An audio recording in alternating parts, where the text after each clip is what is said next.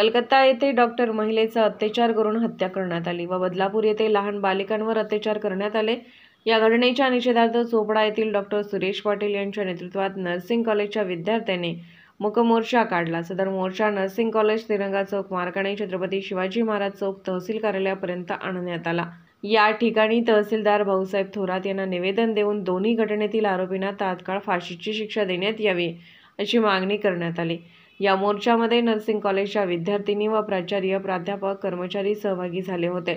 Nursing कॉलेजचे प्राचार्य नीता सदाशिव यांनी सांगितले, एका दिवसात आपण सर्जिकल स्ट्राईक व एका रात्रीत नोटबंदी करू शकतो। अशा घटनांमधील नराधमाचा तात्काळ निकाल लावून त्याला फाशी का देऊ शकत नाही।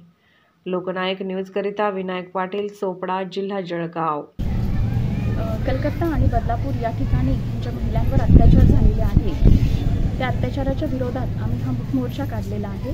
आमचं एकच म्हणणं आहे की समाजामध्ये आपण वावरत असताना डॉक्टरांना देव मानत असतो आणि लहान लेकरांना आपण देव मानत असतो आणि हा प्रकार जर असा घडत असेल तर आपल्या माणुसकीवर प्रश्नचिन्ह उपस्थित करणार आहे। या निवेदनाद्वारे आम्ही हेच सूचित करू इच्छितो की लवकरात लवकर निकाल लावून त्या नराधमाला फाशीची शिक्षा व्हावी।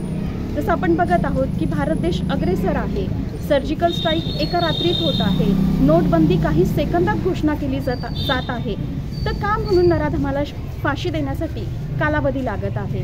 तर आमचं सरकारला हेच निवेदन आहे की लवकरात लवकर निकाल लावून त्या नराधमाला फाशीची शिक्षा द्यावी आणि कायद्यात अशा काही तरतुदी करून घेण्यात याव्या की जेणेकरून समाजामध्ये अशा प्रकारचं क्रूर हत्या किंवा हिंसाजनक कृत्य घडणार नाही।